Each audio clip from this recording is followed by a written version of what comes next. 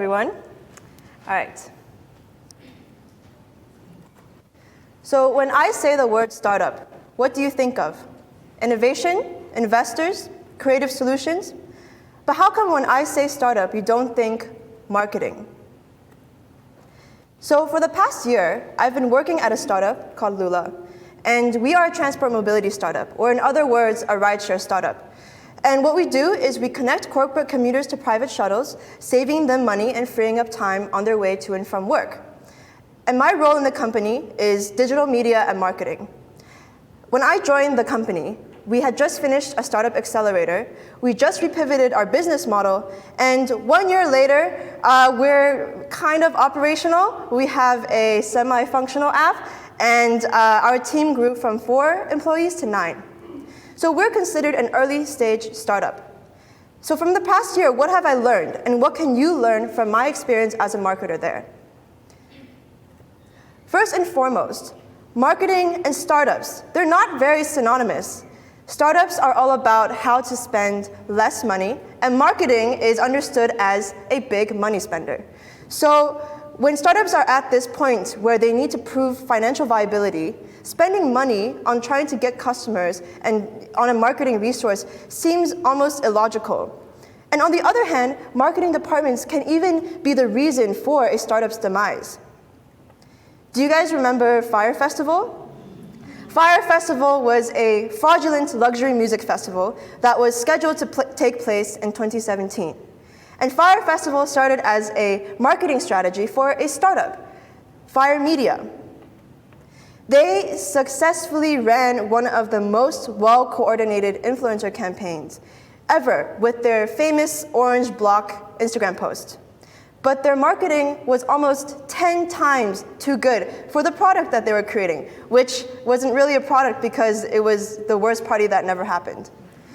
So on the other hand, when we look at successful startup stories, well, you think of companies like Lyft, and they tend to be way more mature in their journey, where they're able to focus on aspects like scalability and customer acquisition in large numbers. So once again, how should marketing be approached and navigated for the early stage startup space? Let's go back to Fyre Festival again. What can we learn from that huge mistake? So when founders pitch, they like to sell dreams. They like to sell dreams, visions, missions, and they go something like this. The world's most innovative product, or the market disruptor that will change the world.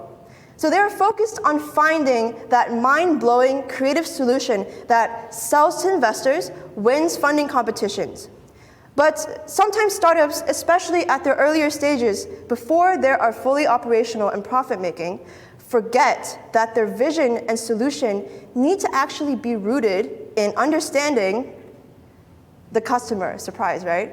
But according to CB Insights, the #1 reason why startups fail is because they tackle problems that are interesting rather than solving problems that actually serve a market need. So that's where we come in, marketers. When I joined the company, Lula's potential customers on markets were described in this way that was very theoretical, clean-cut, almost too pretty. The personas were basically people who were like enjoying the benefits that the service could provide. So what do I mean by that? If the benefit of Lula was that you could leave your car at home during the weekday, then the persona would say a person who wants to leave their car at home during the weekdays. And if the benefit of Lula was you can save time by not sitting in traffic, then the persona would say this person hates sitting in traffic. So I know all of the people in Mac are like nodding right now because you know what I'm talking about. But why is this a problem? They aren't going in and understanding who this person really is. I feel like die right now, honestly. Who this person really is, what their concerns are, what their lifestyle is, and what are the challenges they face daily. So why was this happening? Why wasn't my company going in and digging deeper and figuring out a more fleshed out understanding of the market? I realized that Lula only needed the answer to these questions when they were asked by potential investors at pitch competitions or in funding applications. So these answers were rehearsed. That's why they were so pretty and so perfect. And it was actually very difficult for me to try and institute a developed understanding of market and customers. Because digging deep takes away the prettiness. It takes away the theoreticalness of the market, which means that you could be putting the viability of the startup at risk. And the questions like, will this business idea even work? And is this all a waste of money and time? Come up. Because CEOs, founders, they're interested in showing growth because they need to respond to investors. So they focus on things like financial models, they focus on tech, they focus on app features, because you can show that to an investor, be like, hey, look at this thing we just built on the app. Versus like being like, hey, maybe this doesn't actually fit the market need, right? So obviously, that's why. So does this mean that you need a marketing department or person in your early stage startup? Not necessarily. As much as I'm here to talk about marketing, while I was creating this talk, I realized that it's more than marketing.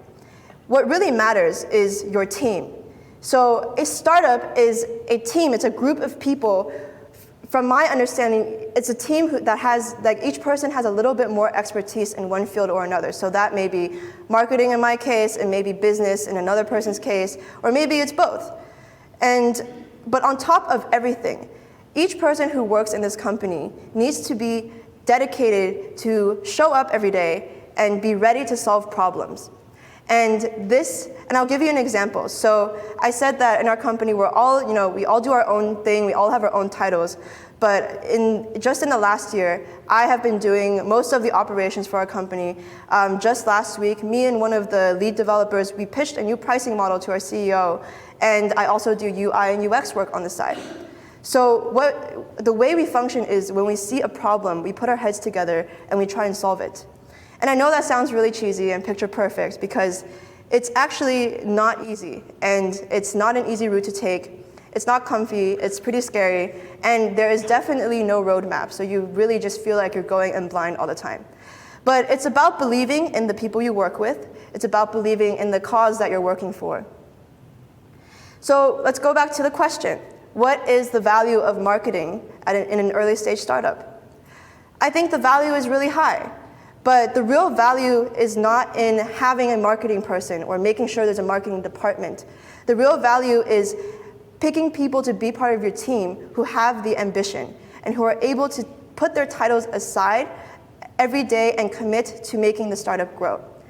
So I hope you guys enjoyed some of my insights today. And even though I've only been working at a startup for a year, it's been the most wild experience.